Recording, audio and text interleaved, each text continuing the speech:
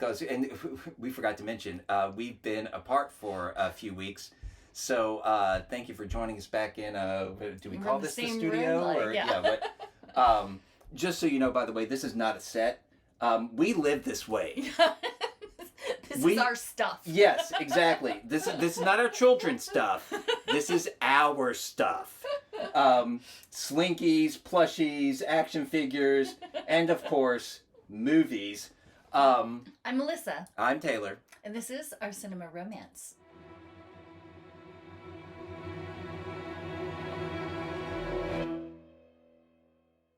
Go ahead.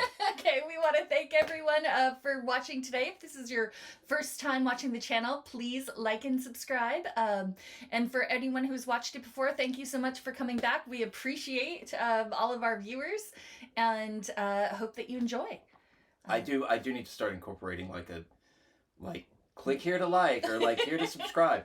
I need to look into doing that.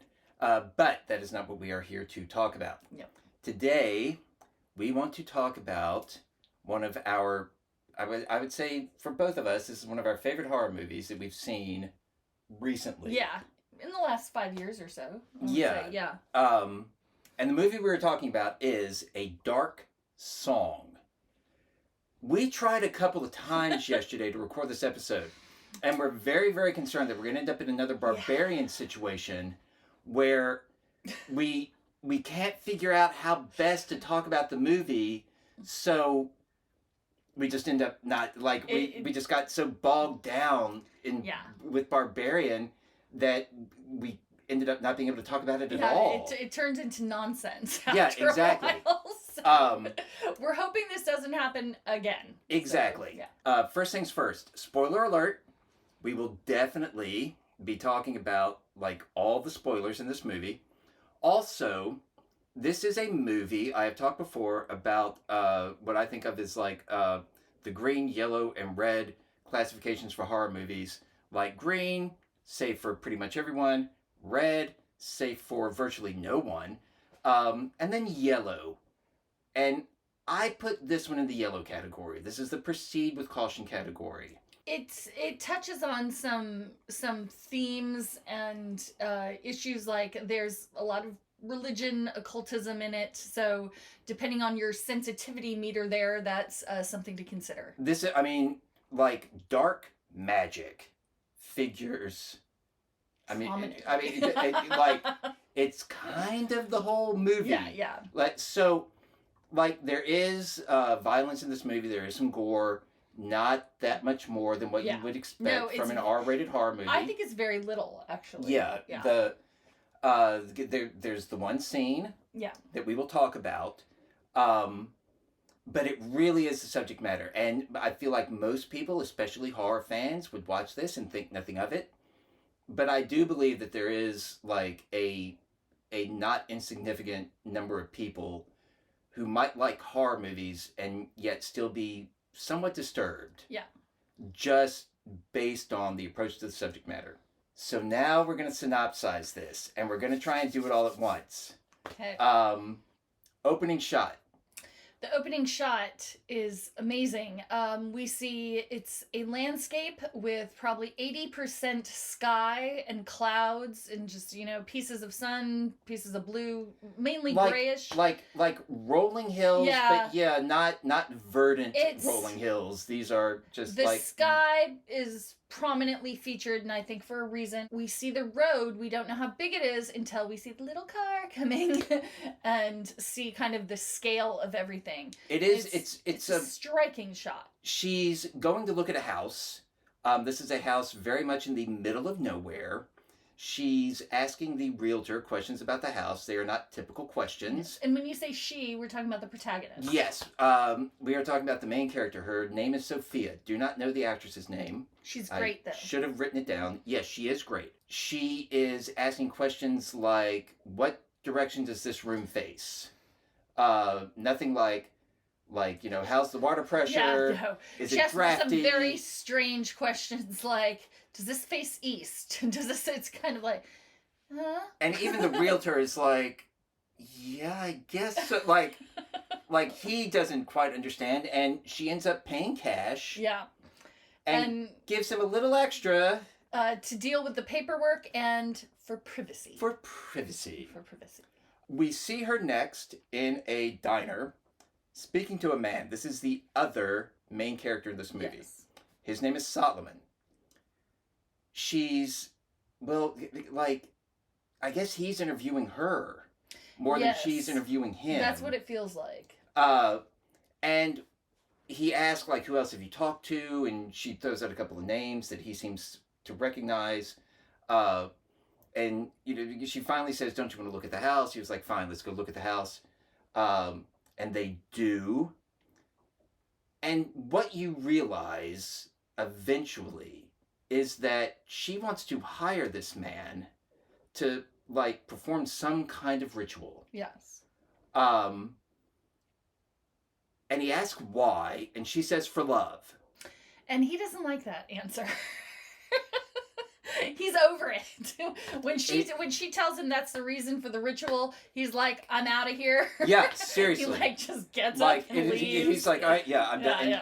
Yeah, that's right. He doesn't even say no. He just gets up, walks outside. Yeah. She's like, "So are you going to do it?" Yeah. And he's like, "No." No.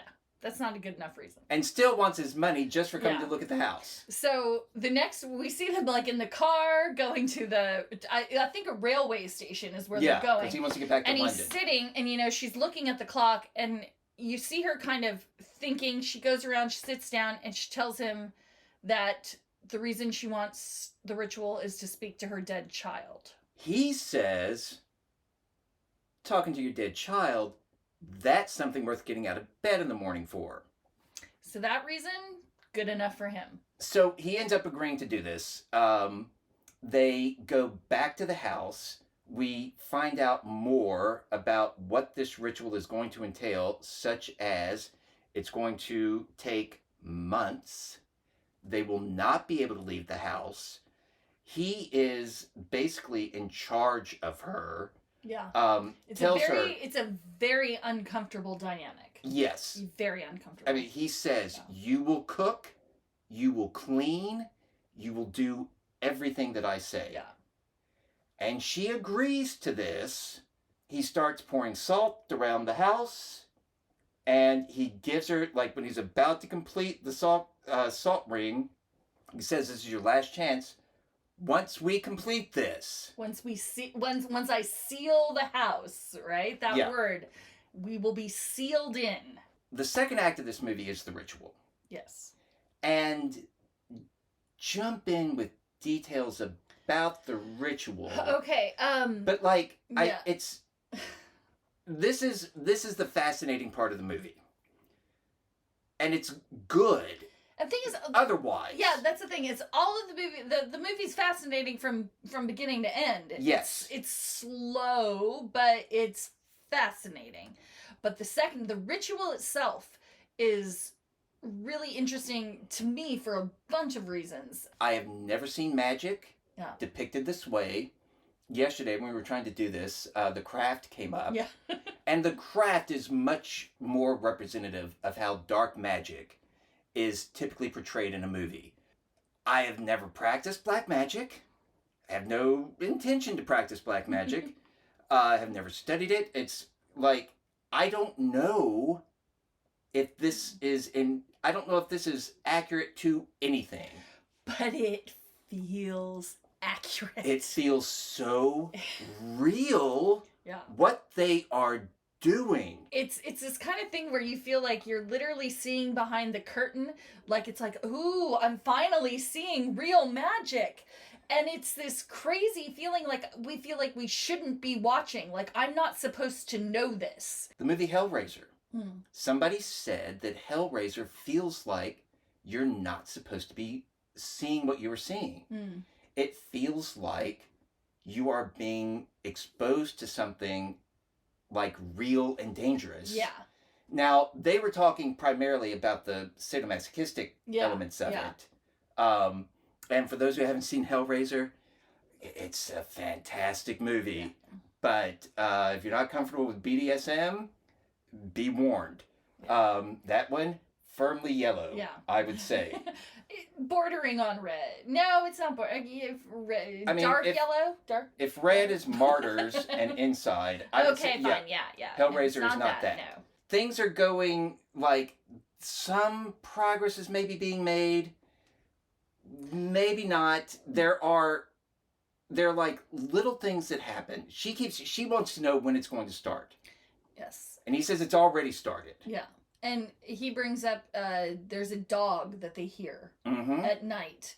And a dog that, like, if it were real, it would have to be, like, literally wild and have no home because they are so far from... Yeah, I mean, the thing is they are so far from anything else. There's not a forest nearby, though, so it's not like wolves or coyotes. It is weird that you hear a dog. It's like, where could it possibly come from? And only at night. Yeah. That's the only time they hear it. That's kind of his first thing, like, it started. Did you hear the dog? Like... And I think it's the same conversation. A bird hits the window. Yeah. And he's like, okay. Yeah. It's begun. You know, the thing that he keeps bringing up that's fascinating to me, and I hope this isn't me getting totally off track, but when he talks about them needing to get this higher, like, the attention of these higher beings, this higher consciousness, like, they're basically like an ant, you know, trying to get the human's attention. And so that's why they need to do this ritual. And they need to do this ritual over and over again. This is, by the way, this is something that I have not explained yet. The way this ritual works, they are summoning her guardian angel. This is a movie that is rooted in Christianity. They are summoning her guardian angel as it is described in the Bible. And if they are successful, she will get to ask it something. And Soloman will also get to ask it something. Not a question. They will ask for something. Yes. Thank you. I keep getting that wrong. I don't know why. Okay. They will ask for something. Yes. And what she intends to ask for is speaking to her dead child. Yeah. Imagine, like, whatever your conception of angels are, like, these are otherworldly beings who are concerned in the affairs of man, but only as they relate to the affairs of heaven. Yeah. Like, they're God's soldiers. They're not meant to be summoned. Yeah. And that's what this ritual, it is. He's, like, drawn shapes in different rooms, and he explains, like, the circle is this room is, like, you know, your whatever, and, like, the square represents this, and the triangle represents the Trinity. That one I remember. They have to do different rites in each room, and then at the end of it, they have to do it again. Yeah. And it's grueling. It's really grueling. And she has to eat and drink some nasty stuff. He's got her eating fungi that make her sick. Yeah. Purification. There's a lot of purification. No, he's got her purifying her body in that way. He's pouring water, like cold water on her. She has to stay up, like, without food or water for, like, 2 days. Yeah. We see her, like, she's not allowed to leave the circle in order to go to the loo. Yeah. One very critical, grody thing, though. And something this movie will cut into a scene already in progress. Yeah. Without, like, and this is an example that when he's like, you have to. And it's like, she has to what? And she's like, I don't do forgiveness. And we realize that they're in the middle of a conversation, and whatever he has told her she needs to do, she refuses to do because she does not do forgiveness. And to work around that, she has to drink his blood. It's gnarly. She's very frustrated because it's not working fast enough. He says, I think it's you. And he says, look at me. Have you told me everything? And she says, no. What she really wants, it's not to talk to her dead child. She wants vengeance. She wants to kill the people responsible for the death of her child. And we have learned by this point her child was abducted by teenagers. Yes, and killed in an occult ceremony. Yes. Which is really, really weird. And he loses it. Yeah. And says things like, I'm doing this for you. You're not doing it for me. I need you to be driven. I need your intention to be pure. The workaround for this, he tells her they need to do a purification ritual. He's got some water in the tub, tells her to stand in it, dunks her once, dunks her twice, dunks her the third time, and keeps her there until she drowns. And then he drags her out of the tub, does some rites, and resuscitates her. That is the links to which yeah, both of them. Yeah. He has to go to his books to figure out how to fix what she messed Yeah. up. Because she lied and she gave the wrong intention. And so everything he was doing into the ritual was based upon that first lie. So honestly, like, I just wanted to smack her at that point. Like, how could you do that? Like, I mean, yeah, I feel like he had been so clear about you have to be honest. And he Like, oh. and they still cannot leave the house. Yeah, they still couldn't leave. According to him. Yeah. They are still like they have to either fix it or presumably bad things are going to happen. Yeah. Because they've started this again, and he says over and over how dark this is. Yeah. Yeah. Like they're doing dark things. Yeah. This is like dark magic. They've achieved a certain amount of success at this point.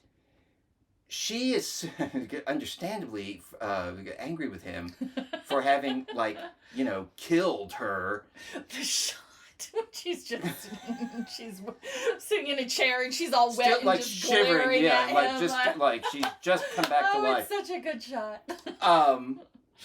She pushes him into where, like, the dishes are, and he falls and gets stabbed through his abdomen with a butcher knife. Yeah, this is the gnarly part. And he says that this is her guardian angel protecting her because he had to kill her. Literally killed her. He killed her, so the guardian angel's getting back at him. The wound gets infected. He dies. She doesn't know what to do. When she goes to look at the ritual book, all the lines have been, like, Yes. Sharpied over. They're all blacked out. And, I mean, I don't know why he would have done it. No, I don't think he did. Like, at that point, there's something... We're hearing more noises in the night. She hears her dead son's voice trying to get in, but she knows that it's not him. He's, like, behind a door and says, "Let me out." And then she hears the dog barking. She hears her son's voice. It's very creepy. Not knowing what to do, and this is one of my favorite shots. Yeah. It's this close-up of her feet in front of the salt mine. Yeah. And it holds there for several seconds, and then she steps over it. Okay, she wants to see if she actually can get out. Maybe Solomon was wrong. And, I mean, maybe. She does get out. She's able to walk away. The car does not start. We see her walk, it looks like, for hours and hours. And then she looks like she's coming up on another house. And it turns out it's the same house. Yeah. Does not meet another soul. No. Does not, no evidence of civilization. No. Like, he kept saying that he was going to untether the house from the world. Yeah. And, I mean, I think that's what this is. Yeah. That has actually happened. So now she's come back to the house. And this is when some of the more, like, genuinely... the horror elements really step in. Start to really appear. Entities begin to appear. I will talk about that. Like tormenting figures. Yeah. She hears, like, her son's voice again.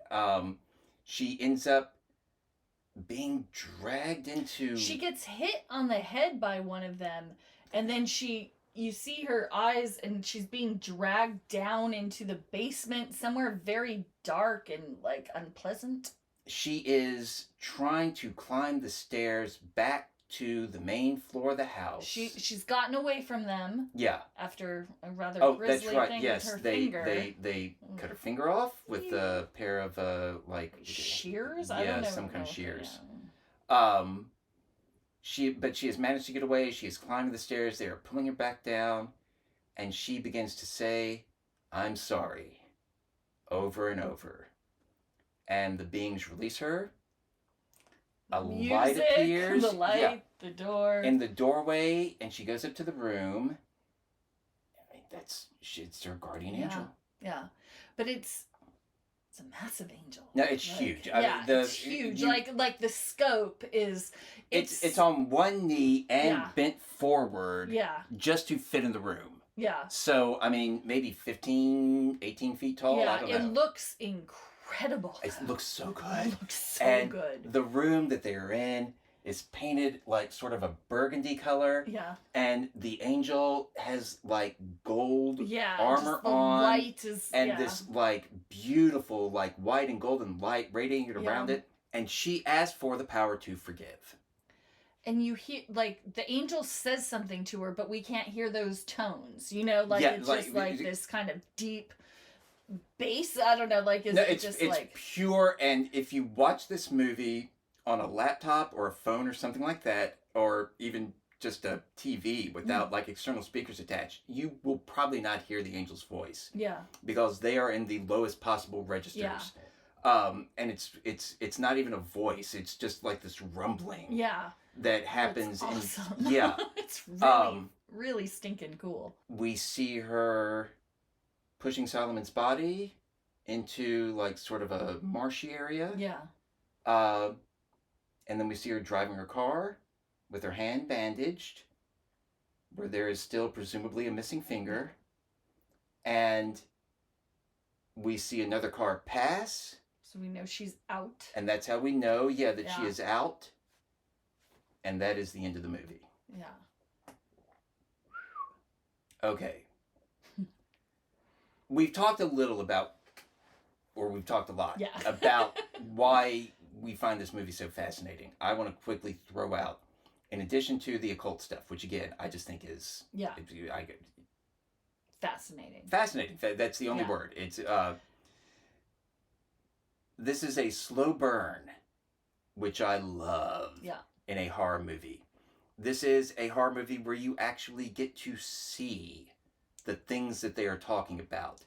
You see these they don't show everything. Like, you don't see the dog or this or that. Like, it's not overwhelming. It's just right. But like when the other beings begin to appear, and they also, it's not like a lot of CGI, like anything. They're human-ish. Yeah.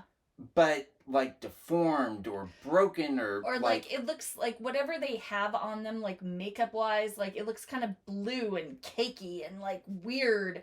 It just it looks like something you don't want to touch. It looks like if that's a very good. If they are like, the damned, it's like ew. Yeah. Like, I don't want that. Exactly. Like, and then seeing the guardian angel. Yeah. It is a movie that it's not colorful in the way that something like Suspiria is colorful. No. But it is not a movie that is afraid to use color. Yeah. In a way that a lot of horror movies, it's like, oh, you know what's scary? Gray. Yeah. You know what's scary? Like muted blues. Yeah. And that's all you get. Yeah. This is a movie that is happy to use color. It uses violence in interesting ways. Not to like necessarily shock, but to really sort of drive home like the like impact.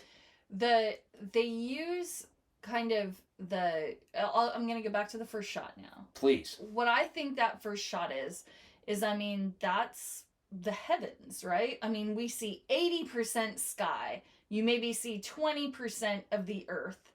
And then you see the little tiny car. Like, we are so small in the universe. And that is, I think that's part of what they're trying to say. Like, we're just this little part. There's so much more out there. Melissa, I think you are absolutely right. I think I am too. Okay. There are also a couple of lines in this movie that I simply adore. Oh. And one of them is she says something about science doesn't teach us everything. And he's like, is that what you're here to prove? And she said, I don't know, possibly. And he says, science tells us the least Yeah. of what something is. Yeah. That is a great line. I am a very logical person. I believe in the scientific method. I am not prone to conspiracy theories or things like that. I hope that you will back me up on that. I absolutely back him up on that. Logic to a fault. At the same time, the idea that this came up in Artifice Girl, when we were talking about Artifice Girl, the idea that we know everything is, I think, just absurd on its face. Yeah. And I think even the idea that we possess the tools or even like a framework to begin to understand everything that's going on in the world, even that might be like a little specious in my opinion. Yeah. Like, pardon my language, but I don't think human beings know and to hear that vocalized in that way, and when you think about it, science is all about breaking things down. Yeah. Into like or at least in terms of trying, like physics is very much about understanding the world at the microscopic level and then at the like subatomic level and like, you know, the quantum level. Like we keep going smaller and smaller and smaller, and the smaller we go and the deeper we go down this particular rabbit hole, the weirder it all starts to become. And the more things are like thrown into upheaval, and it's like, maybe we just don't know what we're doing. Like maybe this is not the approach to take. And what he says is magic, religion, bounds to the endless, the mystery in everything. And I mean, no, it's really cool. I cannot love that more. It's Soloman is a really interesting character because I find him incredibly off-putting, and I really don't like him sometimes. But I'm so interested in his character. Like, what has he been through to make him like this? Like, why does he have to be that hostile? Like, what is he getting from that? Because there are moments that they spend together that are almost tender, where they're trying to, I don't know if tender is the right word, but like they're both going through something very difficult. Yes, but it's also, I mean, these are two people in a house for months. Yeah. Two people who prior to this did not know each other. Yeah. There are, like, I'm sure there are like two people where if you paired them in circumstances like this, they would literally kill each other. Yeah. I think, and there are also on the other end of the spectrum, people that would fall in love. Yes, exactly. They would, you know, get married and have, you know, like 1,000 kids. I think most people, there are going to be some ups and there are going to be some downs, and I feel like we see that very believably, even after he does some truly reprehensible things. All right, we're gonna. All right, so it's time to talk about the problematic scene. Okay. Hang on, I have to. You gotta take a drink of water to go over this scene. Yeah. Most of him being such a jerk. I think part of it is the ritual. I think a lot of it is him having experience with this, just being very frustrated by people questioning him. Yeah. Like, he considers himself an expert in this and doesn't appreciate being challenged by someone who clearly is not. Yeah. So some of the some of the more aggressive, Yeah. forceful, like when he's making demands and like ordering her to do things and Yeah. like laughing at her own frustration. I think a lot of that just comes from the fact that he knows this and she doesn't, and he's and this is hard. She's not asking a little thing of him. Like, you think about a movie like The Exorcist, like what The Exorcist goes through. Like, I mean, this is, I mean, ultimately this kills it is him. yeah, that's It what I was about to kills say. him. It ends up killing him. So, you know, that is, but the problematic scene. Okay, and when he is first telling her what is going to be involved, he says, you know, this is going to push you to the very edge. We are talking sleep deprivation, fasting, going without water even. And he does throw in there Sex magic. ritual sex. Yeah, You- ritual like, sex. will you, like, you know, are you comfortable with all that? She's like, yes. One of these softer moments, he is painting some kind of symbols on her back. Yeah. She is laying on the floor with a bra on. And he gets down to the point of the bra strap, and she unhooks her bra. Yes, to give him a like more accessible canvas. Yeah. But I do think at that moment in the movie, it was also a demonstration of trust. Yeah. Like, I trust this person enough Yeah. to do this. We see him sitting in the bedroom on the floor, Throwing a ball Yeah. at the wall. bouncing a ball against the wall. All Steve McQueen in The Great Escape. Yeah.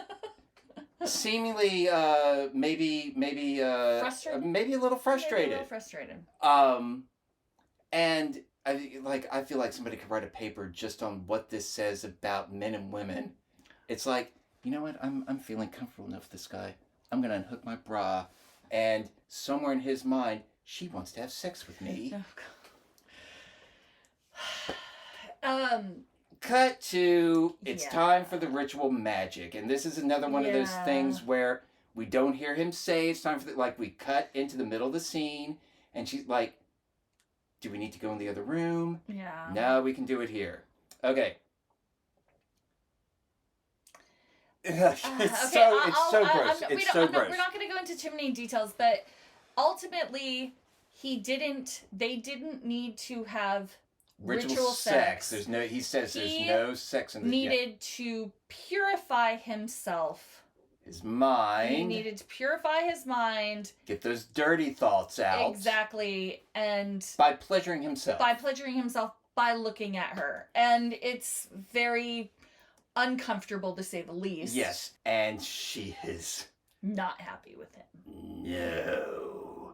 And this isn't the first time he says something like this. He's like, don't look at me like that. Don't forget about what I'm doing for you. Yeah. I'm sure he is ashamed. Like, I don't think he's really getting pleasure. Like, I don't, like, what's so frustrating to me is, like, I want to be able to say they shouldn't have had that in the movie at all, but it kind of plays with everything else we're seeing. Like, we see bad parts of humans in this. We see bad parts of these people. We also see not so bad parts, you know? We see them being kind to each other. I don't pretend to know what this ritual entails, what this ritual requires. Maybe he does know, like, there's a certain acceptable threshold for, like, unclean thoughts. But once it rises above that threshold, he's got to do something. Yeah. I am not defending this. But I do want to point out a couple things. One, he could have done so much worse. No, She was prepared to do, anything that this man asked of her. He could have taken it in so many more, like, much worse directions, like unforgivable directions. Yes. I mean, if this isn't already unforgivable. Yeah. And you brought up the very interesting point, and maybe this is where you were going. This is a point that I was going to make. Well, I'll let you finish it. Just, I do think that part of it is the writer-director wanting to foreclose the audience thinking that they would end up together. That they could possibly be a love connection. Yeah. Yeah. Because you've got a male lead, a female lead, single location, months at a time. Like, could this be a romantic comedy? I mean, no. But Yes. could they still maybe end up together? And I do think that to some extent this is a filmmaker saying, stop thinking about that. Yeah. That is not where it's going. Yeah. Get that out of your head right now. We are going to definitely kill all romance. Yes, we are going to put an end to Yes. that possibility right now. It also, it doesn't feel gratuitous to me. No. It feels like it does serve a narrative purpose. I would agree with that. But I will say, after I saw this the first time, that scene got under my skin a little bit. The second time, it didn't bother me as much. I found it, when I thought about it, it bothered me more than watching it. Does that, Interesting. if that makes sense? Like, thinking back on it, I would get, like, annoyed and, like, oh, I don't like that scene. But, like, watching it, it did have a narrative flow. Like, it was okay. It was more just thinking about the idea of it that bothered me. And I'm very embarrassed to be, like, there was something that I said we were going to get back to, and I was trying to, it was something about the way that he treats her within the ritual. Oh yeah, no, I brought up, like, he's so misogynistic. Like, it's very, like, there's a larger man, a smaller woman, he's telling her what to do, there's an imbalance of power, like, it's uncomfortable. Now see, I definitely felt the power imbalance. Yeah. It's just, I did not feel the physical threat the same way. But I mean, I don't feel that because I'm a guy. Yeah. And I don't know how it reads on camera, but I'm not a big guy. Not known for performing feats of strength. But I forget, like, I mean, even not being a big guy, I weigh about 180 pounds. And she, what, 120, 130, maybe? Probably 115. She's small. But there is no world in which I would consider myself physically imposing. But when you've got 50 pounds on somebody, that's not nothing. No, I think most... I don't think about it. No, I think most women out there, though, when you're alone somewhere with a man that you do not know well, you think of things like, he's much bigger than me. That just goes through your head. Of course. There's always just a sense of, like, where are the exits in the room? How big is this person? Do I have my keys in my purse? Like, that's just a reality. And I mean, if she buys into this, and she clearly does, there is no exit from the house. Yeah, no. She's the trapped. best she could do is, like, yeah. barricade herself inside a room and with hopefully enough food. Although I don't know until what point, because the ritual would have to end eventually. Yeah.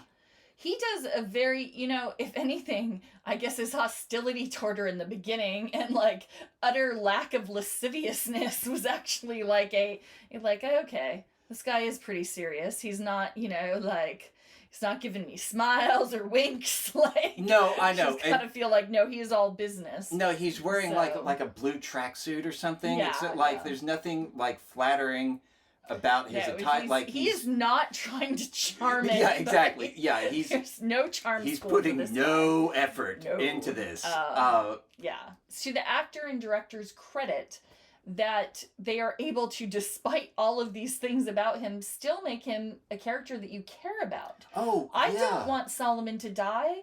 Like, and when he tells her that what he's going to ask the angel for is to be invisible. That's right, yes. To not be seen either by people in this world or other worlds, because he says invisibility, and she's like, what? And he's like, it's not what you think. He says, I want some quiet before the hell. Yeah.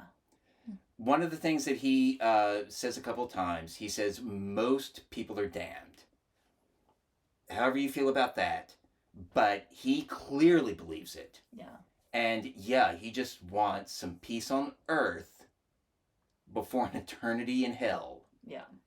And he really doesn't even get that. Yeah. I mean, that's like... You know, though, I wonder if... Do you think there's anything with her taking his body out of where it was dragged down into the depths when you see it, and she takes it and she's putting it in the quiet pond? Do you think that's giving him any invisibility? Do you think that's giving him some kind of gift? I don't know. I had not considered that.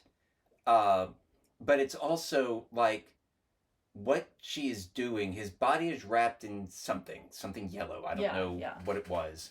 And she, like, we just see her standing, like, waist deep in the water.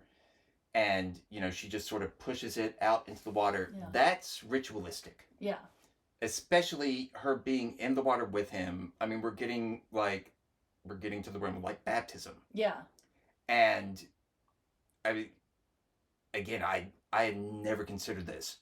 But maybe it is meant to show, like, maybe he has some shot at an afterlife. Yeah. Like, some... like redemptive something with her caring for it, because you're right. And we see his body being dragged through this house by these damned creatures. Exactly.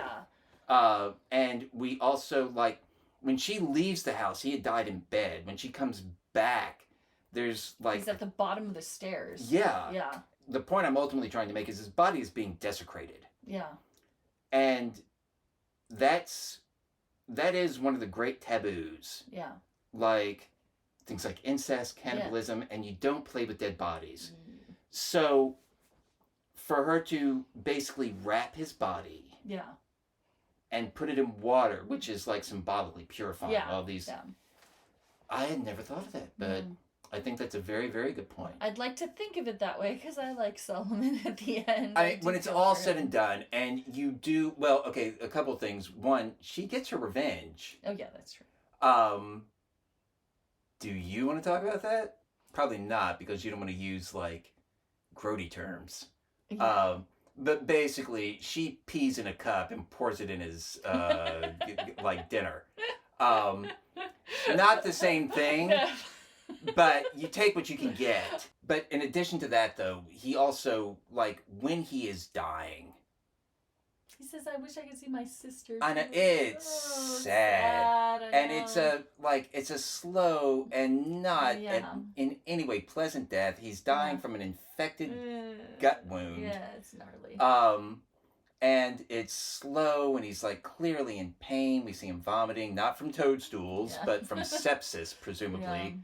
And then, when he's, like, saying things like that, I wish I could see my sister. Like, he wasn't going to ask the guardian angel for that. Yeah. That, I do think, like, rehabilitates him to some extent. Just in that it shows him as being still that human. Yeah. That, I mean, when it comes right down to it, we're all a little bit afraid of death. Yeah. And despite what he has seen, he is no exception. Yeah. Ooh, one more. This is my other favorite line. All right. She's asking... This cuts into the middle of the scene. We don't hear the question. I think it was something, because he says it's an ontological question. So I assume she asked something like, are we doing something evil? Yeah. He's going through that, and she says, she asks if he's seen things. She asks if he's ever done black magic. He says, what's the point of going to the fairground if you don't go on any of the rides? Yeah. Which I do love. Ask if he's seen things. He says yes. She says, does it scare you? He says, all of it scares me. And she says, is that the point? And he says, the point is to know, to see the architecture. And she's like, so power. Which I find fascinating. Yeah. Because, like, he already told you. And so it's about power. And he's like, no. Knowledge. Yeah. There are so many times when I've told people, it's like, Taylor, why are you even doing this? Because I want to know. Yeah. It's like, are you going to be able to make money from this? Probably not. So what's the point? And it's like, oh my God, I just told you. The point is to know something. The point is to know something that maybe not everybody knows. Yeah. And I hate that, like, I worked at Apple. One of my, like, most motivating, like, impulses at Apple was secrets. Yeah. Apple is a notoriously secret company. And anytime I felt like I were being exposed to a secret, it was like, ooh, Yeah. now I know something. And so I so relate to that. Yeah. And he brings up the architecture Yeah. a few times. And that's when he talks about science describes the least of things, that's what he's talking about. He's talking about what he refers to as the architecture. And not like the subatomic building blocks, but all of the forces that create this reality that within the construct of the movie, most of us will never see. Yeah. Like, we will never see the angels. We will never see the demons, at least not while we are alive on Earth. Yeah. But we need to talk about Sophia. Sophia. I gotta say, Sophia is one of those characters. She's not all that likable, but she's relatable. Wait, let me talk more. She's a mother. I'm a mother. Like, there are things I automatically kind of see in her. However, the fact that she keeps lying about her intentions drives me crazy. This ritual is a sacrifice. What is she is doing to herself is painful. It is she is putting herself through the ringer. And yet she still hurts herself more by lying. And it's incredibly frustrating because I don't think she really knows yet why she's really doing it. She's telling herself different stories. Okay? So maybe she's not that big of a liar. Like, I don't know. Maybe, when she's trying to, I have to give him a good reason. Well, I love my son, so maybe it's love. And then when he says, love's not good enough, she's like, well, look, my kid died. I want to talk to my dead son. When in reality, she knows there's like this thing in her stomach that's like, I want to kill the people that are, responsible for my son's death. However, the person she blames the most is herself. So when she is putting out this like hatred and this wanting to destroy and kill the people that hurt her son, part of that is herself.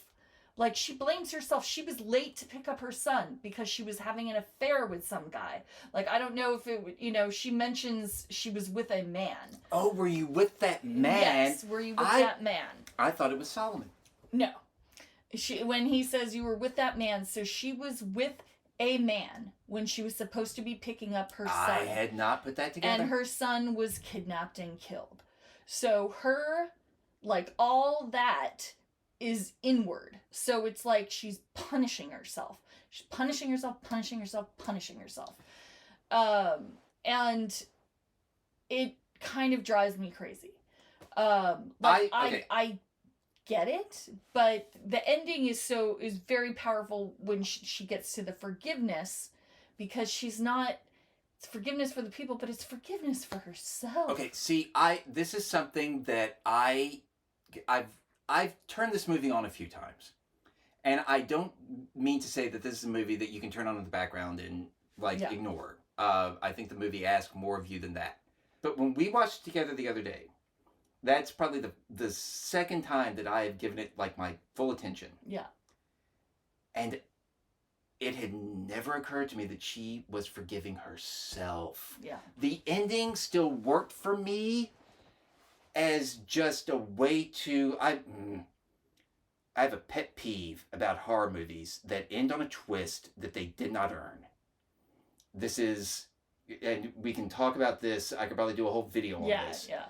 But it drives me mad when it's like, oh, but they're really the devil after all. And it's you stop it. Yeah. So the fact that this movie was sort of going out on a high note, I really appreciate. Yeah. I like a horror movie that is able to like end with some like sense of optimism. Yeah. Uh, and so I just sort of appreciate it. It's like, oh, she doesn't really want to punish them. She wants to forgive them. That's very nice. It wasn't to watch. I was like, oh my God, no, you idiot. She wants to forgive herself. Yeah. And that is so much more powerful. Yeah. And like you just said, it does explain like she's not waffling. No. She hasn't processed it yet. Yeah. And it's I honestly think that it's only when she is kneeling in front of the angel that she realizes what she really wants. Yeah. Yeah. Like who she's really angry with. Yeah. I mean, it just made the film that much better for me. Yeah. That much more beautiful. Yeah. I think that's probably a very good way to kind of start wrapping this up. Okay, no, you're right. There are just a couple other things I'm going to throw out. The writer-director, his name is Liam Gavin. The only thing on IMDb of note that he has directed are, and I looked him up, 2 episodes of The Haunting of Bly Manor. Ooh. And there go the balloons, because I held up the number 2. I am going to send feedback that this should like make a peace sign appear. It should make a dove fly out of the bottom of the screen. Balloons it flying. Should not be balloons. Anyway, it was episode 4 and 5. I don't know if that helps you. I haven't seen The Haunting of Bly Manor. No, but I want to watch them now. I have seen The Haunting of Bly Manor because I'm a huge fan of Turn of the Screw, and I like Mike Flanagan, so... I am a Mike Flanagan fan, and I can see how their styles could overlap. Yeah. But I want to know which episodes he did specifically, to kind of see... Yeah, but anyways. What was going on with me last year... Because there were 2 movies that I saw last year that really, like, grabbed my attention and hadn't let go yet. Yeah. One of them is Artifice Girl. The other one was this. Artifice Girl, which was released in 2023. This was released, like, almost 10 years ago. Yeah. But I didn't see it until 2023. Artifice Girl is essentially 4 characters, 2 locations... This is essentially 2 characters, 1 location, and first-time writer-directors. I think we got lucky. You got lucky finding these gems, like, out there. And I would not have found... Well, Artifice Girl, I actually saw the trailer for, and I was like, oh, I really want to see that movie. No, you were the one, because I don't want to go into any details about our living situation, but the living situation... was such that the movie was available for me to see before it was available for you to see. Yes. And that's what I was like, Melissa, do you mind if I go and watch this without you? You were like, sure. Not expecting it to be, anything that we would end up like publishing an hour and a half worth of conversation online about. And same thing with this. I had just... Zero expectations, just curious, like, what is this? And then... It's one of, like...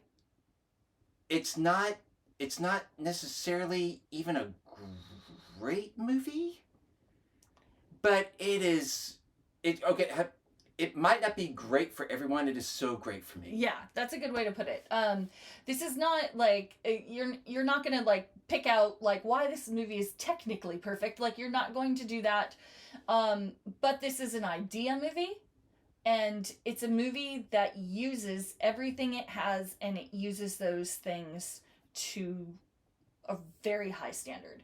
Like the acting, the directing, the ambiance, the music, like they did everything they could with this. And I don't see that there is a way to change this and make it, like there's nothing I can say, oh, I wish they'd done this, or oh, if they'd just done that.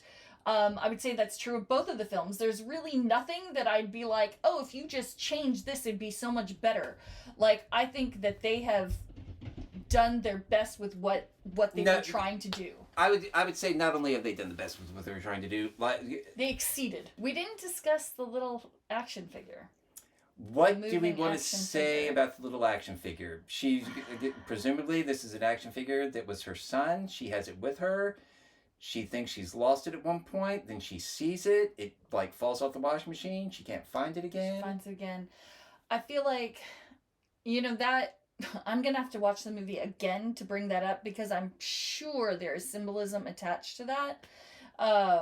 But yeah, I'm not gonna go into This, it right now. like you said, this is a movie with Yeah. ideas. Yes, so and many. they are ideas that are being expressed in a way that I haven't seen before.